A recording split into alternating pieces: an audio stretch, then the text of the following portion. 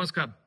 सिकंदर शेख हा महाराष्ट्र केसरी रुस्तम हिंद असलेला पैलवान, महाराष्ट्राचा स्वाभिमान, महाराष्ट्राचा अभिमान, हा सिकंदर शेख आणि मी एका गल्लीत एका गावात राहिलेलो आहोत. त्याच्या पूर्ण कुटुंबाला मी स्वतः व्यक्तिशः ओळखतो. पूर्ण मोहोळ तालुका, सोलापूर जिल्हा त्याच्या कुटुंबाला ओळखतो. हमाली करत आपल्या मुलाला जागतिक दर्जाचा पैलवान बनवलेलं त्याचे वडील आणि आज या महाराष्ट्राचा अभिमान असलेल्या सिकंदर शेखला शस्त्रास्त्र तस्करी प्रकरणात पंजाबच्या पोलिसांनी अटक केली. मुळातच हा विषय संपूर्णपणे संशयास्पद आहे.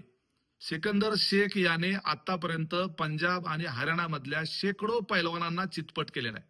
पंजाबमध्ये जाऊन पंजाब आणि हरियाणाच्या पैलवानांना धूळ चारणारा हा महाराष्ट्रातला मराठी पैलवान याच्या संदर्भामध्ये आकसाने किंवा द्वेष भावनेतून किंवा भविष्यातल्या स्पर्धेतून बाद करण्याच्या करता हे पैलवान गँगमधून षडयंत्र तर झालं नाही ना, याच्या संदर्भानं खऱ्या अर्थानं तपास केला गेला पाहिजे. शस्त्रास्त्र तस्करी करून 2 रुपये मिळवण्याच्या करता सिकंदर शेखनं हे कृत्य केलं असेल याच्यावर कुठल्याही महाराष्ट्रातल्या जनतेचा विश्वास बसू शकत नाही. कारण सिकंदर शेख साधारणपणे दररोज सरासरी 2 ते 3 कुस्त्या करायचा सीझन मध्ये, कधी कधी 8 कुस्त्या एका दिवसात करायचा आणि 99% कुस्त्या सिकंदर शेख हा जिंकायचा. सिकंदर शेख एवढ्या कुस्त्या करायचा, साधारण वर्षभरामध्ये सरासरी 400 ते 500 कुस्त्या व्हायच्या. म्हणजे सिकंदर शेखचा वार्षिक इन्कम कुस्त्यांमधून 4 ते 5 कोटी रुपयाचा असायचा. याशिवाय सिकंदर शेखला जवळपास 14 थार गाड्या बक्षीस म्हणून मिळाल्यात. 9 ते 10 बुलेट त्याला बक्षीस म्हणून मिळाल्यात. 30 ते 40 म्हशी त्याला पंजाब मधून बक्षीस म्हणून मिळाल्यात. इतर बक्षिसं मिळालेली ती वेगळीच. एवढा इन्कम असलेला सिकंदर शेख काही रुपये मिळवण्याच्या करता शस्त्रास्त्राच्या तस्करीमध्ये भाग घे, हे अजिबात खरं वाटत नाही. हे मराठी पैलवानाच्या विरोधात पंजाब आणि हरियाणातल्या पैलवानांनी केलेलं षडयंत्र असू शकतं. मी सिकंदर शेखला निर्दोषत्व देत नाही, परंतु या प्रकारामध्ये संशयाला निश्चित अशी जागा आहे. आम्ही सिकंदर शेख यांच्या वडिलांच्या बरोबर चर्चा केली, त्याच्या मित्रांबरोबर चर्चा केली. एवढंच काय, आम्हाला तो लहानपणापासून माहित आहे. त्यामुळे सिकंदर शेखचं कॅरेक्टरच्या बाबतीमध्ये आम्हा सर्वांना त्या संदर्भात माहिती आहे, कारण आम्ही त्याचे शेजारी आहोत, आम्ही त्याच्या गावकरी आहोत.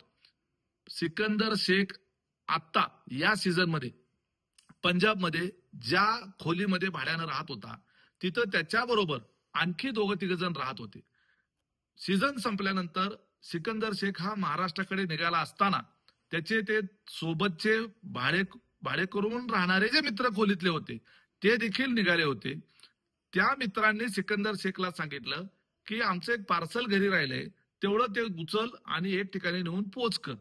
मित्रांच्या सांगण्यावरनं त्यांचं काहीतरी पार्सल आहे म्हणून पोच करायला गेल्यानंतर त्या ठिकाणी तो शस्त्रास्त्र पुरवतोय अशा पद्धतीचं आरोप होऊन त्याला अरेस्ट करण्यात आली, अशी आमची माहिती आहे. सिकंदर शेखला त्या पार्सलमध्ये शस्त्र आहेत या संदर्भातली सुतराम कल्पना नव्हती.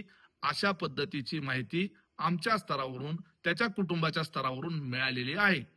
हा खरं तर तपास पोलिसांनी करायचा आहे, परंतु माझं महाराष्ट्राच्या मुख्यमंत्र्यांना माझं आवाहन आहे की महाराष्ट्रातला एक गुणी पैलवान ज्याने महाराष्ट्र केसरी ईर्षेवर मिळवली, रुस्तम हिंद झाला, भविष्यात आणखी स्पर्धा तो जिंकून महाराष्ट्राचं नाव मोठं करणार होता, त्या महाराष्ट्राचं भूषण असलेल्या या खेळाडूला पंजाब मधल्या पैलवानांनी किंवा इतर कुणी केलेल्या षडयंत्राचा बळी जाऊ देता कामा नये.